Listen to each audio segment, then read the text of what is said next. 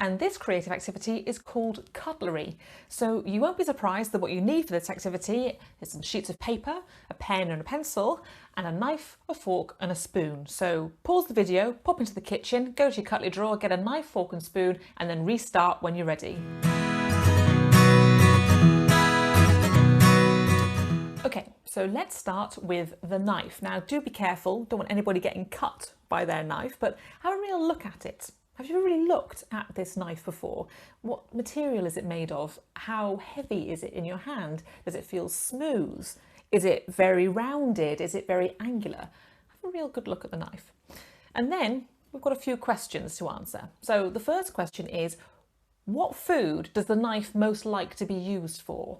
Does it like to spread butter on hot toast? Does it like to cut through roast potatoes? Make a note of whatever that food is that the knife likes to be used for.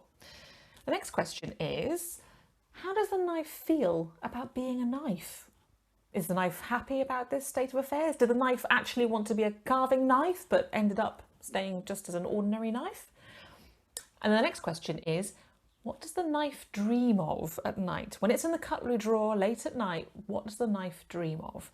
Now, you can think of a couple more questions to ask of your knife as well, maybe 2 or 3, and note them down with the answers to the other ones. So when you've done those questions with your knife, pick up your fork and let's go through the same process again. So first of all, have a good look at the fork, have a look at the materials it's made of, its shape, its weight, how smooth or how rough it is. And then, just as you did for the knife, go through those same questions for the fork. What food does the fork like to be used for? How does it feel about being a fork? What does the fork dream of? And then pick up your spoon. Go through the same process again, have a good look at the spoon, have a good look at its textures, at its shape, how smooth it is, how rough it is, how heavy it is, and then answer those same questions for your spoon. So then what you've got is the beginning of 3 characters, the knife, the fork and the spoon. And now you can start to think about, what's the relationship between these 3? Are they friends? Are they family? Are they enemies in some way?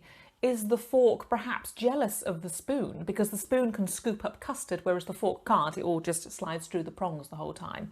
What is the relationship going on here? Now, from that starting point, start to write a dialogue, a little scene between the knife, the fork and the spoon. You can leave it very literal at that level, that it's literally a knife, fork and a spoon all talking together, or you can use that to grow characters, set it somewhere else, take those principles and apply them into a different sort of setting and see what dialogue you can come up with. Well, we'd love to see the results of this activity, so if you'd like to share anything that you've written, please put it on social media with the hashtag LWCommissions, because we'd love to see it.